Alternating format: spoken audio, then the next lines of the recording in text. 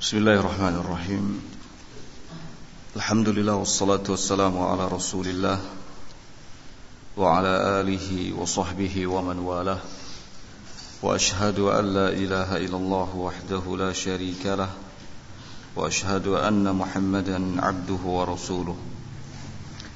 Yaqulu Allah subhanahu wa ta'ala fi kitabihil karim, ya ayyuhalladzina amanu taqullaha haqqa tuqatih ولا تموتن إلا وأنتم مسلمون يا أيها الناس اتقوا ربكم الذي خلقكم من نفس واحدة وخلق منها زوجها وبث منهما رجالا كثيرا ونساء واتقوا الله الذي تساءلون به والأرحام إن الله كان عليكم رقيبا يا أيها الذين آمنوا اتقوا الله وقولوا قولا سديدا يصلح لكم أعمالكم ويغفر لكم ذنوبكم ومن يطع الله ورسوله فقد فاز فوزا عظيما أما بعد فإن أصدق الحديث كلام الله تعالى وخير الهدي هدي محمد صلى الله عليه وعلى آله وسلم وشر الأمور محدثاتها فإن كل محدثة في دين الله بدعة وكل بدعة ضلالة وكل ضلالة في النار. Ikhwani fiddin rahimani wa rahimakumullah. Pada pertemuan sore hari ini insyaallah kita akan kembali melanjutkan kajian kitab At-Tafsiru Al-Muyassar. Pembahasan kita masih dalam tafsiran dari Quran Surat Ali Imran, yang kali ini mulai dari ayat ke-28. Kita baca terlebih dahulu isi ayatnya.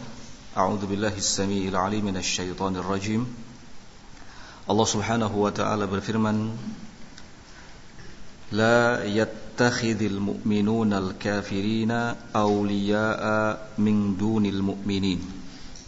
وَمَنْ يَفْعَلْ ذَلِكَ فَلَيْسَ مِنَ اللَّهِ فِي شَيْءٍ إِلَّا أَنْ تَتَّقُوا مِنْهُمْ تُقَاتٍ وَيُحَذِّرُكُمُ اللَّهُ نَفْسَهُ وَإِلَى اللَّهِ الْمَصِيرُ. Tidak diperbolehkan bagi orang-orang yang beriman untuk menjadikan orang-orang kafir sebagai wali dan meninggalkan orang-orang yang beriman. Barang siapa yang melakukan hal itu, maka Allah Subhanahu wa ta'ala akan berlepas diri darinya, kecuali jika mereka melakukan siasat dalam rangka menghindari sesuatu yang ditakutkan dari orang-orang kafir. Dan Allah Subhanahu wa ta'ala memperingatkan kalian terhadap dirinya, wa ilallahil masir, dan hanya kepada Allah lah tempat kembali. Tafsiran dari ayat ini, qala yanhallahul mu'minina an yattakhidhu al-kafirina awliya'a bil mahabbati wan nusrati min dunil mu'minin. Di ayat ini Allah Subhanahu wa ta'ala melarang orang-orang yang beriman untuk menjadikan orang-orang kafir sebagai wali, dalam artian memberikan loyalitas kepada orang-orang kafir, yaitu dengan memberikan kecintaan dan pembelaan terhadap mereka dan meninggalkan orang-orang yang beriman. Orang-orang kafir dicintai, orang-orang kafir dibela, sementara orang-orang yang beriman dibiarkan. Ini namanya memberikan loyalitas kepada orang-orang kafir. Allah Subhanahu wa ta'ala melarang kaum mukminin untuk melakukan hal tersebut. Wa may yatawallahum faqad bari'a minallah wallahu bari'un minhu. Siapa saja yang memberikan loyalitas kepada mereka orang-orang kafir, menjadikan orang-orang kafir sebagai wali, maka sungguh dia dinyatakan telah berlepas diri dari Allah. Wallah bari'un minhu, dan Allah pun berlepas diri darinya. Ini yang dimaksud dengan falaisa minallahi fi syai'in di dalam ayat tadi. Illa an takunu dhi'afan khaifina faqad rakhasallahu lakum fi muhadanatihim ittiqa'a li syarrihim kecuali Allah Subhanahu wa taala memberikan pengecualian di ayat tadi, kecuali jika kalian wahai orang-orang yang beriman dalam keadaan lemah, dalam keadaan ketakutan. Maksudnya kecuali jika kalian itu minoritas sementara mereka mayoritas. Maka Allah Subhanahu wa taala telah memberikan keringanan bagi kalian untuk melakukan siasat ittiqa'a li syarrihim, dalam rangka menghindari kejahatan yang ditimbulkan oleh mereka.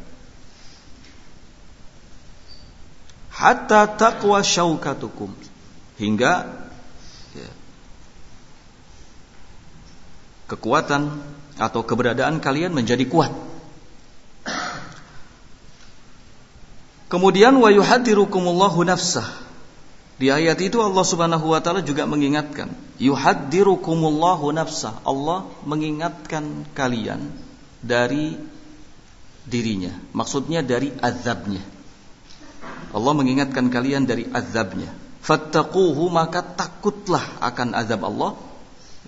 Wa khafuhu, jaga diri kalian dari azabnya. Wa ilallahi wahdah ruju'ul khalaik lil hisabi wal jaza. Sebab hanya kepada Allah Subhanahu wa taala sajalah semua makhluk itu akan dikembalikan lil hisabi wal jaza, untuk diberi perhitungan dan diberi balasan atas setiap apa yang dilakukannya. Jadi hukum asalnya kaum mukminin haram memberikan loyalitas kepada orang-orang kafir dengan alasan apapun, kecuali jika orang-orang yang beriman tinggal di satu tempat dan mereka menjadi minoritas, sementara yang berkuasa adalah orang-orang kafir. Maka boleh bagi orang-orang yang beriman melakukan siasat, dalam artian menampakkan kepura-puraan dari segi ucapan saja, seperti seolah mendukung orang-orang kafir. Adapun hati tidak. Ya. Adapun hati tidak. Nah, selanjutnya ayat yang ke-29.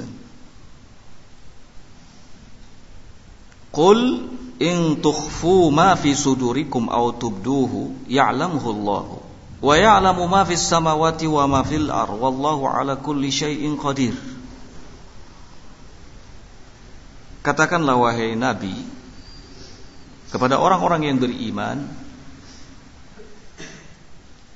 jika kalian menyembunyikan apa yang ada dalam dada kalian atau kalian menampakkannya terkait dengan loyalitas menjadikan orang-orang kafir sebagai wali, ya'lamuhu Allah, maka Allah Subhanahu wa taala mengetahuinya.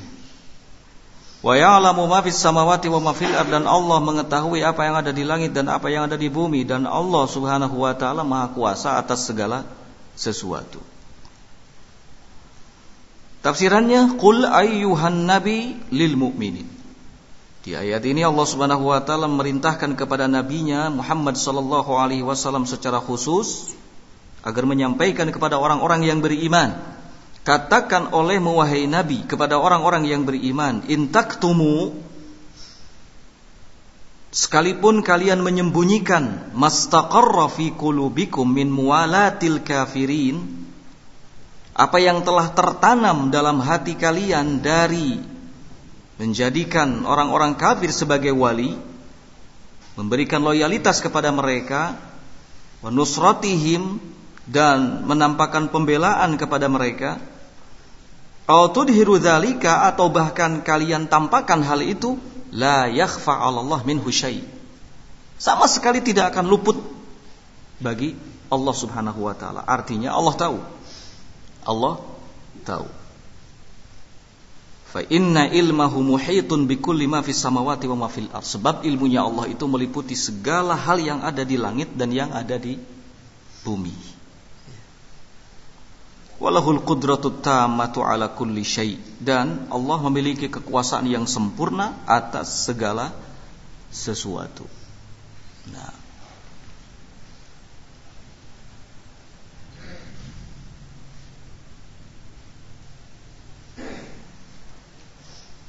selanjutnya ayat yang ke-30.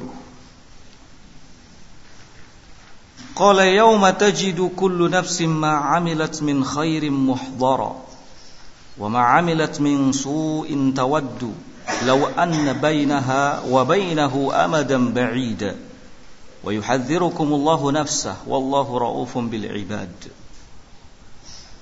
Yauma, pada hari di mana setiap jiwa, setiap diri manusia mengetahui kebaikan yang telah dilakukannya langsung di hadapannya, dan mengetahui kejelekan yang telah dilakukannya. Tawaddu, ia akan berharap jika seandainya antara dirinya dengan hari tersebut ada waktu yang luang sehingga bisa melakukan hal yang terbaik. Wa yuhadzirukumullahu nafsah, dan Allah Subhanahu wa taala mengingatkan kalian akan azabnya. Wallahu raufun bil ibad, dan Allah Subhanahu wa taala Maha penyayang terhadap hambanya. Di ayat ini Allah Subhanahu wa taala mengingatkan bahwa kita nanti akan sampai pada suatu hari di mana setiap apa yang kita lakukan bisa kita lihat langsung di hadapan kita. Baik yang kita lakukan itu kebaikan atau keburukan. Dan pada hari itu juga kita berandai-andai, berangan-angan, memiliki keinginan agar diberi apa? Waktu, ya, agar diberi jeda. Jangan sampai bertemu langsung dengan hari itu. Nah, tafsiran dari ayat ini, qala wa fi yaumil qiyamah yaumul jaza tajidu kullu nafsin ma 'amilat min khairin yang tadhiruha muwaffiran litujza bihi wa ma 'amilat min 'amalin sayyi'in tajiduhu fi intidhariha aidha. Hari yang dimaksud di ayat itu adalah yaumul qiyamah, hari kiamat. Fi yaumil qiyamah, pada hari kiamat, hari pembalasan, setiap jiwa itu akan mendapati kebaikan yang telah dilakukannya. Ia akan menunggu balasan yang akan diberikan kepadanya, dan mendapati setiap kejelekan yang telah dilakukannya. Sama dalam keadaan menunggu balasan atasnya.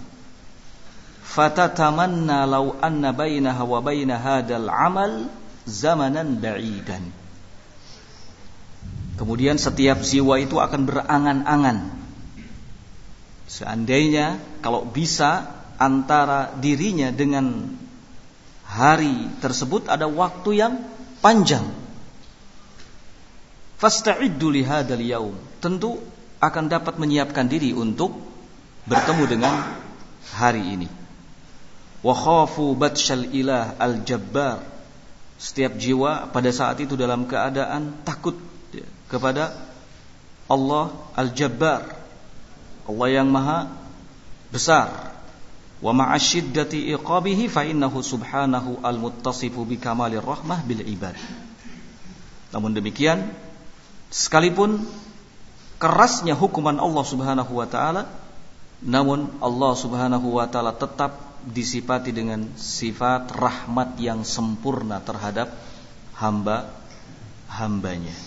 Nah, pada hari kiamat masing-masing kita akan memperhitungkan setiap apa yang telah kita amalkan. Nah, dan pada saat itu kita berharap agar bisa kembali, ya, menjauh dari hari tersebut sehingga kita bisa persiapan sebelum kita berjumpa dengannya. Nah, dan pada saat itu ada gambaran bagaimana dahsyatnya adab siksa yang Allah Subhanahu wa taala siapkan. Namun demikian Allah menjelaskan bahwa Allah tetap disifati dengan sifat rahmat yang sempurna bagi hambanya.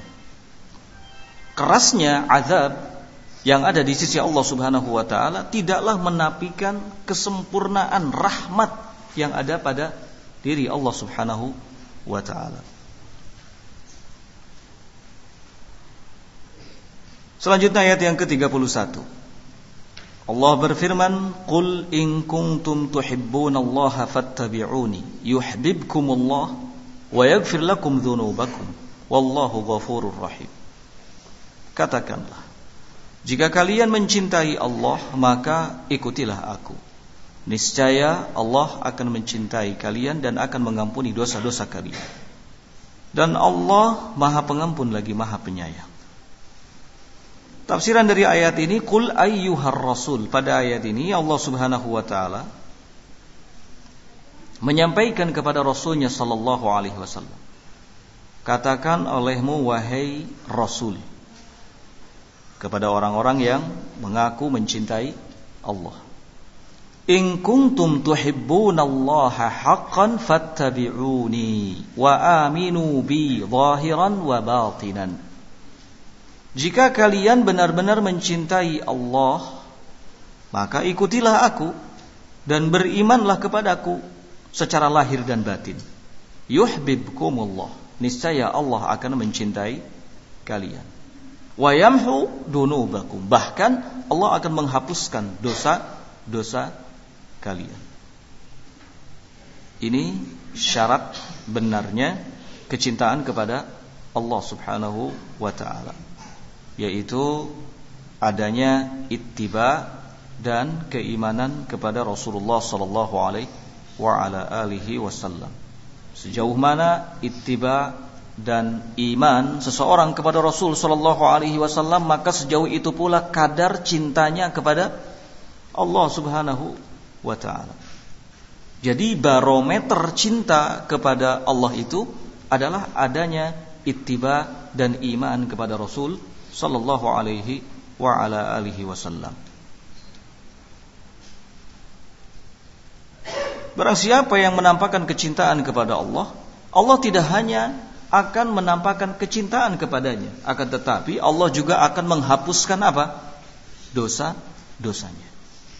Fa innahu ghafurun lidzunubi ibadihil mu'minin rahimun bihim. Sebab Dia Allah Subhanahu wa taala ghafurun, Maha Pengampun atas dosa-dosa yang dilakukan oleh hamba-hambanya yang beriman, dan rahimun bihim, Maha Penyayang terhadap mereka.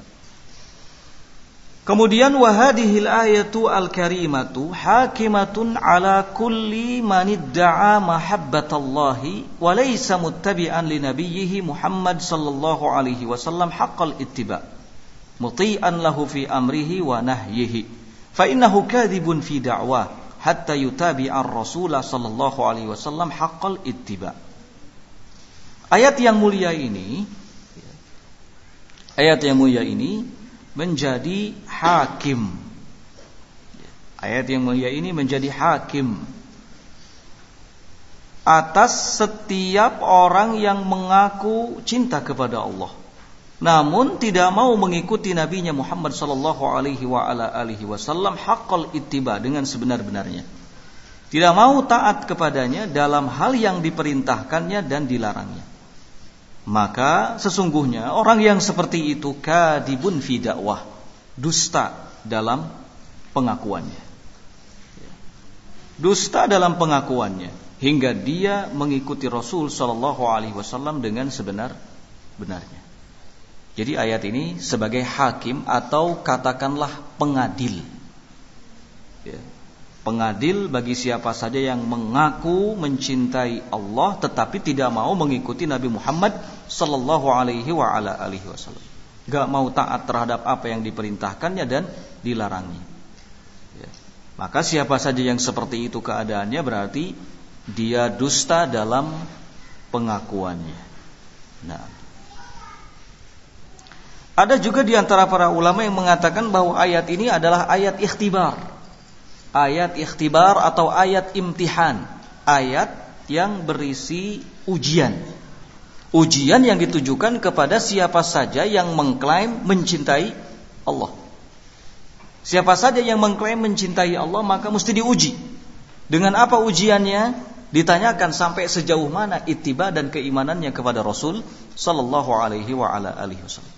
Kalau benar-benar menampakkan ittiba kepada Rasul, menampakkan keimanan kepada Rasul, maka dianggap benar pula kecintaannya kepada Allah Subhanahu wa ta'ala. Nah,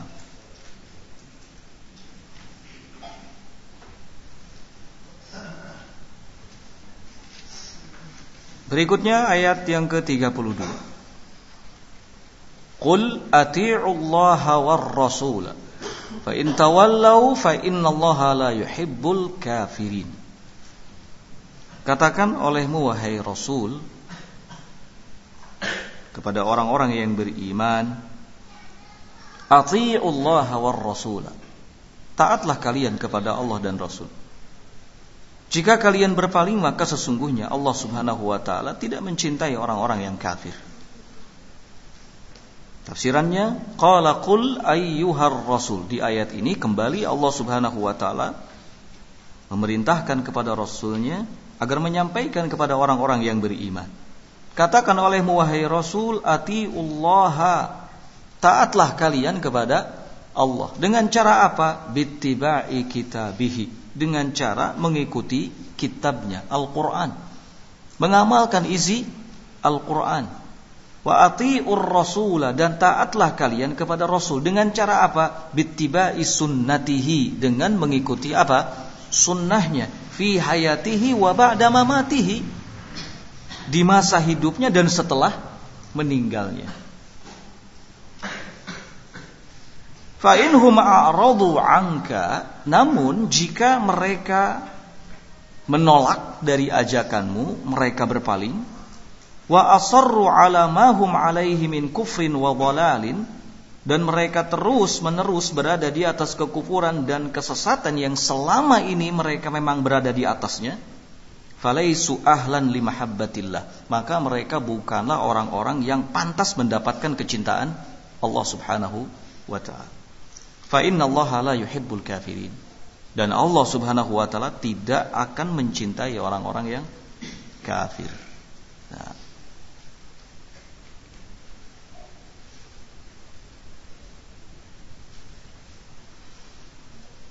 berikutnya ayat yang ke-33.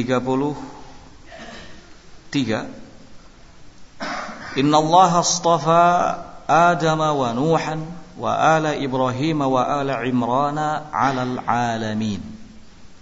Sesungguhnya Allah telah memilih Adam dan Nuh serta keluarga Ibrahim dan keluarga Imran 'alal 'alamin, atas seluruh hamba-hambanya yang lain. Tafsiran dari ayat ini, qala innallaha ikhtara Adama wa Nuhan wa ala Ibrahim wa ala Imran wa ja'alahum afdalu ahli zamanihim.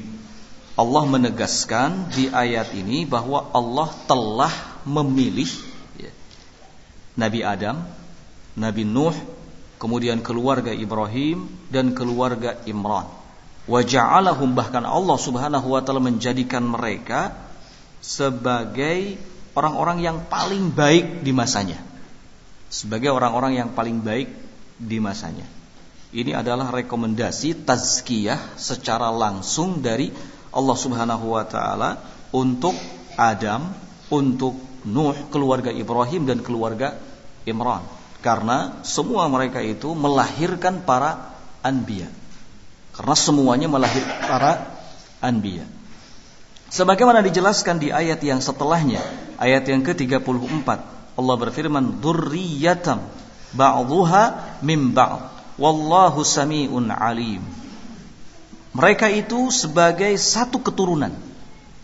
Mereka sebagai satu keturunan, ba'dhuha min ba'dhin, sebagiannya dari sebagian yang lain. Wallahu sami'un alim, dan Allah Subhanahu wa ta'ala maha mendengar lagi maha mengetahui. Tafsirannya, haula'i al-anbiya war rusulu silsilatu tuhrin mutawasilah fil ikhlas lillahi wa tauhidihi wal amali biwahyihi. Mereka adalah para nabi dan para rasul.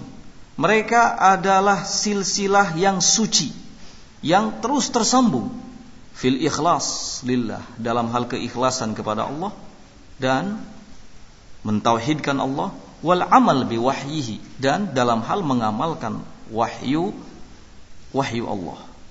Nah, inilah mengapa Allah Subhanahu wa taala memilih dan melebihkan secara khusus Adam, kemudian Nuh, kemudian keluarga Ibrahim dan keluarga Imran. Karena mereka melahirkan para anbiya. Mereka itu adalah para anbiya dan para rasul, silsilah yang suci. Ya, silsilah yang suci secara turun-temurun, mutawasilah. Kenapa dikatakan silsilah yang suci secara turun-temurun? Karena mereka selalu mengikhlaskan segala sesuatunya hanya untuk Allah, menampakkan tauhid dan mengamalkan Al-Quran, mengamalkan wahyu yang turun dari Allah Subhanahu wa ta'ala.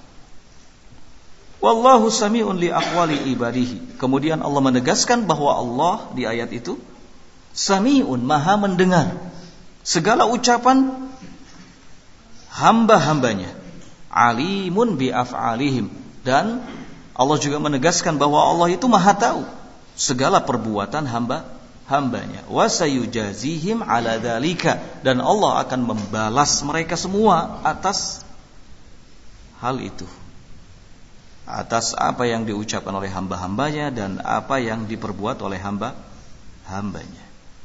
Nah, berikutnya ayat yang ke-35.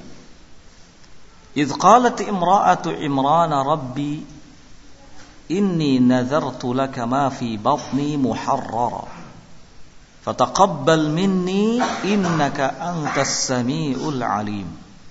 Idz qalat, dan ingatlah. Ayat ini ditujukan secara khusus kepada Nabi kita Muhammad SAW. Ingatlah wahai Nabi, ingatlah wahai Rasul, tatkala istri Imran berkata. Istri Imran, ada yang mengatakan namanya Hana. Namanya Hana. Dan ingatlah ketika istri Imran mengatakan, Rabbi, wahai Rabbku, sesungguhnya aku bernazar kepadamu, ma fi batni muharrar, agar anak yang ada dalam kandunganku ini menjadi anak yang saleh dan anak yang selalu berkhidmat. Fataqabbal minni, maka terimalah nazar dariku ini. Innaka antas samiul alim, sesungguhnya engkau adalah zat yang maha mendengar lagi maha mengetahui.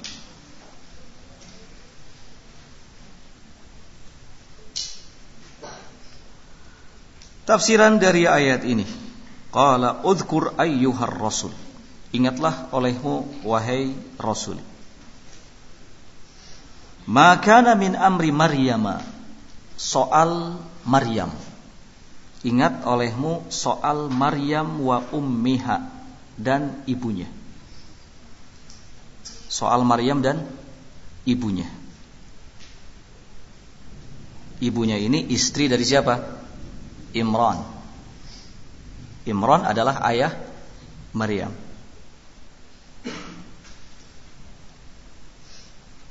Namun para ahli tafsir ada yang mengatakan ketika Maryam lahir, Imran sudah meninggal, sehingga nanti yang mengurusi Maryam itu adalah Zakaria.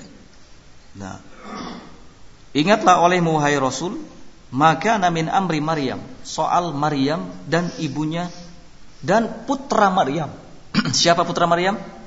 Isa alaihissalam. Litarudda bidzalika ala man da'u uluhiyata Isa au binawwatihi lillahi subhanahu, agar dengan itu engkau dapat membantah orang-orang yang mengklaim kalau Isa memiliki sifat-sifat uluhiyah, atau yang menganggap bahwa Isa adalah anak Allah. Idz qalat imra'atu Imran, ketika istri Imran, ibunya Maryam, hina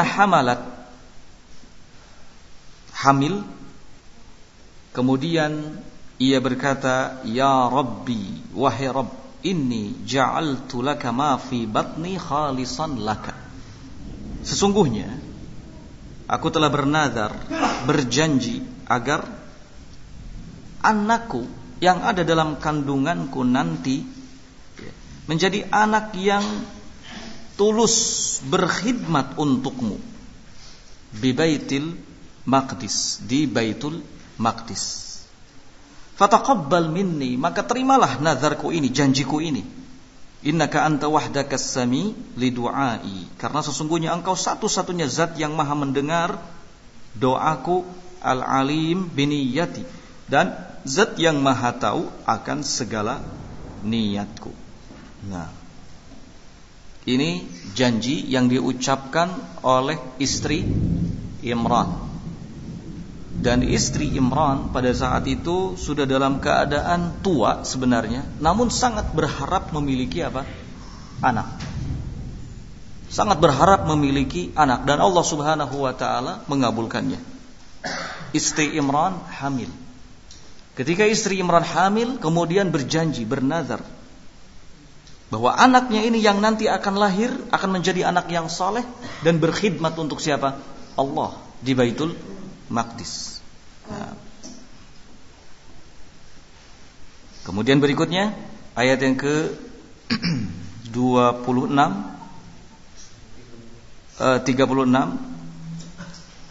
falamma wada'atha qalat rabbi inni wada'tuha untha wallahu a'lamu bima wada'at wa laysa adh-dhakaru kal untha wa inni sammaituha maryama wa inni u'idzuha bika wa dhurriyyataha minasyaitonir rajim. Ketika istri Imran itu melahirkan anaknya, maka ia berkata, Rabbi, wahai Rabbku, inni wada'tuha untha, sesungguhnya aku telah melahirkan seorang anak perempuan. Wallahu a'lamu bima wada'at, dan Allah Subhanahu wa taala lebih tahu apa yang dilahirkan. Walaysa dzakaru kal untha, dan anak laki-laki itu tidak sama dengan anak perempuan. Karena harapannya anak yang lahir itu seorang laki-laki sehingga bisa berkhidmat di Baitul Maqdis. Ternyata yang lahir adalah anak perempuan. Istri Imran sadar, laisa dzakar kal untha. Anak laki-laki itu enggak sama seperti anak perempuan. Wa inni sammaituha Maryam. Aku namai anak ini dengan Maryam. Wa inni u'idzuha bika, dan aku memohon perlindungan untuknya darimu. Wa dzurriyyataha, dan perlindungan untuk keturunan-keturunannya minasyaitonir rajim, dari setan yang terkutuk. Tafsiran dari ayat ini, qala falamma tamma hamlaha wa wada'at mauludaha, ketika sempurna usia kehamilan Maryam, istri Imran, wa wada'at mauludaha, dan melahirkan anaknya, qalat, maka istri Imran berkata, Rabbi, wahai Rabb, sesungguhnya aku telah melahirkan wada'tuha untha, melahirkan anak perempuan, la tasluhu lil khidmati fi Baitil Maqdis, yang tidak mungkin bisa untuk berkhidmat di Baitul Maqdis, ya kan? Padahal istrinya Imran ingin memiliki anak, harapannya anak ini menjadi anak yang berkhidmat bagi Allah Subhanahu wa ta'ala, khususnya di Baitul Maqdis pada saat itu. Tapi apa mau dikata, anak yang terlahir ternyata anak perempuan. La tasluh lil khidmat fi Baitul Maqdis. Anak perempuan yang terlahir, yang tidak mungkin bisa untuk berkhidmat di Baitul Maqdis. Wallahu a'lamu bima wada'at, namun Allah Subhanahu wa ta'ala lebih tahu tentang apa saja yang dilahirkan. Wa sawfa yaj'alullahu laha sya'nan, dan pasti Allah Subhanahu wa taala akan menetapkan untuknya suatu perkara. Nah, wa qalat, hingga akhirnya istri Imran berkata, "Laisa dzakar alladhi aradtu lil khidmati kal unsa fi dzalika." Ya. Laisa dzakar, anak laki-laki, bukan anak laki-laki yang terlahir. Alladhi aradtu lil khidmah, yang aku inginkan dapat berkhidmat. Ya. Kal unsa, ternyata yang terlahir adalah seorang anak perempuan, dan anak laki-laki tidak seperti anak perempuan dalam hal berkhidmat. Kenapa? Li'anna dzakar aqwa 'alal khidmah. Sebab anak laki-laki itu lebih kuat untuk bisa berkhidmat, wa aqwam biha, dan lebih kokoh, lebih sempurna. Wa inni sammaituha Maryam. Namun bagaimanapun, istri Imran kemudian mengatakan, aku namai anak ini dengan Maryam. Wa inni hassantuha bika, dan aku memohon perlindungan kepadamu agar engkau menjaganya. Hiya wa dzurriyyataha, menjaga dia dan menjaga keturunan-keturunannya, minasyaitonil matrud min rahmatika, dari setan yang terusir dari rahmatmu. Nah, berikutnya ayat yang ke-37, masih lanjutannya. Fastajaballahu fataqabbalaha rabbuha biqabulin hasanin. Fataqabbalaha rabbuha biqabulin hasanin. Rabbnya Allah Subhanahu wa taala menerima janjinya, menerima nazarnya, biqabulin hasanin, dengan penerimaan yang baik. Allah terima kelahiran anak perempuan istri Imran. Wa ambataha nabatan hasanan, dan Allah Subhanahu wa taala mendidiknya dengan pendidikan yang baik. Wa kaffalaha Zakaria, kemudian anak perempuan yang diberi nama Maryam itu dipelihara oleh Zakaria. Kullama dakhala 'alaiha Zakaria al-mihraba wajada 'indaha rizqan. Tiap kali Zakaria masuk ke mihrab untuk menemuinya, maka Zakaria mendapati ada di sisinya makanan. Qala ya Maryamu anna laki hadza. Hingga suatu hari Zakaria bertanya kepada Maryam, wahai Maryam, dari mana makanan ini? Qalat huwa min 'indillah. Maryam menjawab, ini datang dari sisi Allah. Innallaha yarzuqu may yasha bighairi hisab. Sebab sesungguhnya Allah itu akan memberikan rizki kepada siapa yang dikehendakinya tanpa batas, atau dari jalan yang tidak diduga-duga. Nah, tafsirannya, qala fastajaballahu du'aaha wa qabbala minha nadhraha ahsana qabulin. Allah menyatakan di ayat ini bahwa Allah telah menerima doanya Maryam, doanya istri Imran, dan Allah telah menerima nazarnya dengan sebaik-baik penerimaan. Wa tawalla ibnataha Maryam birri'ayah. Kemudian Allah juga melindungi putrinya yang bernama Maryam birri'ayah, dengan penjagaan. Fa anbataha nabatan hasana. Allah juga mendidiknya dengan pendidikan yang baik.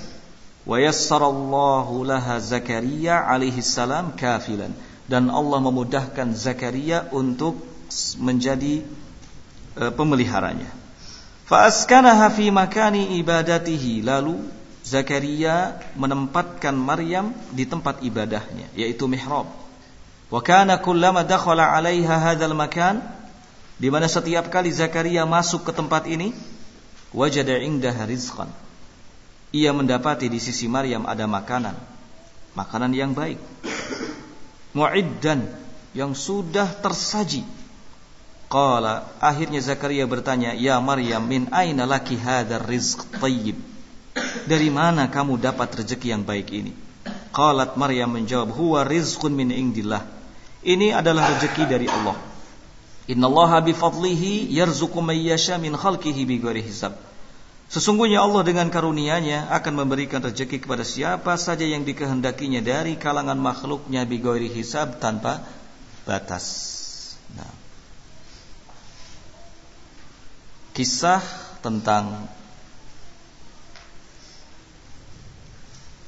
Maryam, kemudian tentang ibunya Maryam alias istri Imran, lalu tentang putra Maryam Isa alaihissalam. Ini disampaikan oleh Allah Subhanahu wa taala secara khusus kepada Nabi kita Muhammad sallallahu alaihi wa ala alihi wasallam, agar Nabi kita dapat mengambil pelajaran darinya, dan tentu agar kita semua pun dapat mengambil pelajaran darinya. Dalam keadaan Nabi kita Muhammad sallallahu alaihi wasallam tidak mengetahuinya, beliau hanya mendapatkan kisah itu disampaikan oleh Allah Subhanahu wa taala. Dan kisah-kisah perjalanan hidup orang-orang terdahulu itu adalah sesuatu yang sangat bermanfaat bagi kita, ya. Bahkan Allah Subhanahu wa taala pun menjelaskan dalam firman-Nya la'ibratan, ya, liulil albab. Pada kisah-kisah tersebut ada pelajaran liulil albab, bagi orang-orang yang berfikir, orang-orang yang berakal, orang-orang yang menggunakan akalnya dengan baik.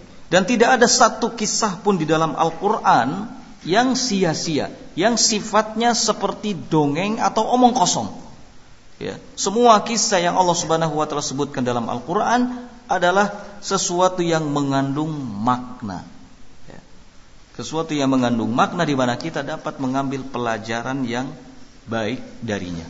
Oleh karenanya Allah Subhanahu wa taala di sini, ya, dari mulai ayat yang ke-35 menyampaikan kepada Nabi kita Muhammad SAW tentang kisah Maryam, kemudian ibunya Maryam, yakni istri Imran, dan sekaligus nanti tentang putra dari Maryam Isa alaihi salatu wassalam.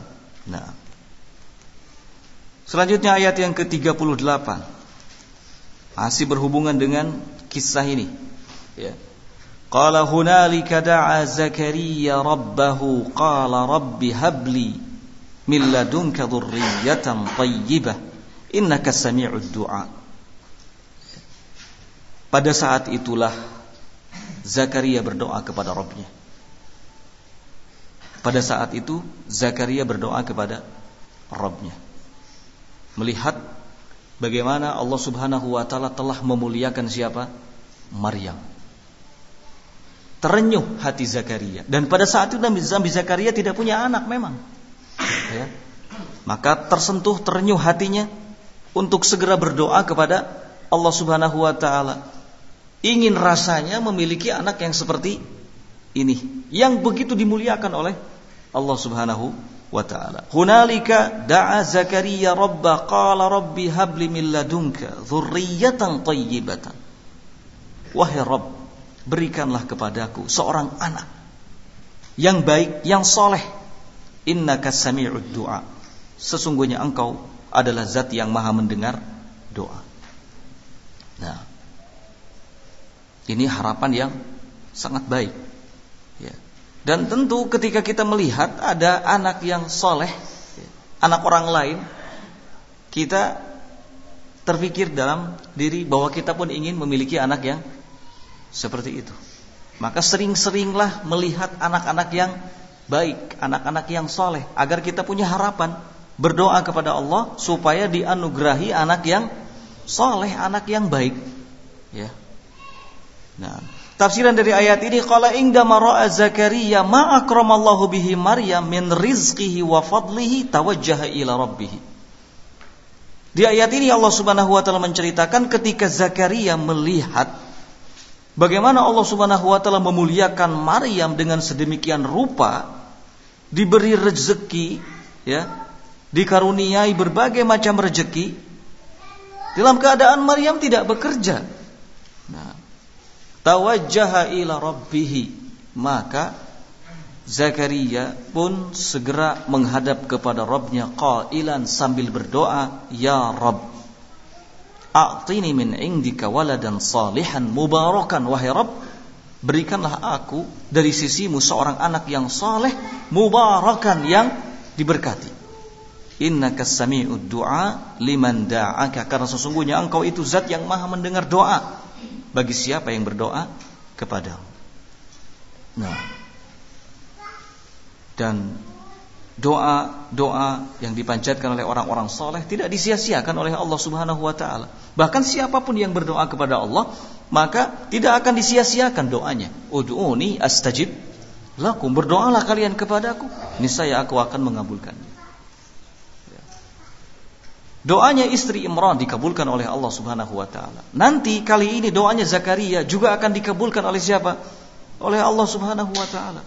Kalau kita ingin doa-doa kita dikabulkan oleh Allah, berarti kita harus memperbaiki diri.